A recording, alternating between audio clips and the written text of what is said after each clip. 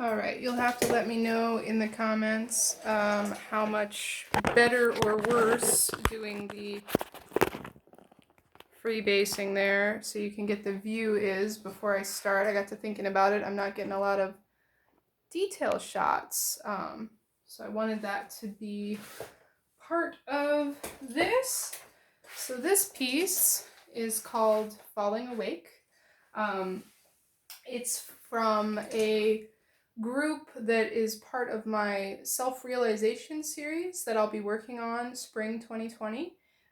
It's the first one that's completed, and I have two others that I have had the photo shoots done since last fall, and then a fourth that I think I'm going to do in a rather illustrative manner because it might be 16 frames because it's a short story kind of. But this idea is an idea that I've been working on for sure since 2013, maybe 2012 a little bit, but I have a sketch from 2013 that was the basic concept. And what this piece is about is it's about a couple of ideas. It's about the idea of when you're sleeping, a lot of times you fall in your sleep. So the figure that's having this dream that's sleeping is presented here in the clouds. And then also the same person is presented here active in the dream. And then this portion of the dream from like below the sleeping figure down, I've drawn separately. And I call that portion by itself electric harmony.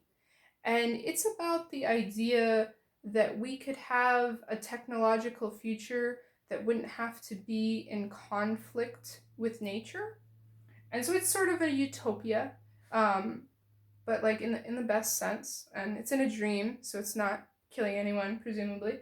But it's a revisit to the towers that I've discussed before. The idea that maybe with the combination of nanotechnology and bioengineering, we could grow metal towers and they could have transpiration effects with the movement of water and oxygen throughout them. And in this one, they're much bigger scale than some of my others. And then I have these little zero friction ship ideas. And then this is a like almost sub-atmosphere satellite, and I have this idea that these leaf shapes are solar panels. And then I continued into the utopia. This is a harp guitar, and I'm not sure if physically that would make a good sound, but in my mind it sounds really nice.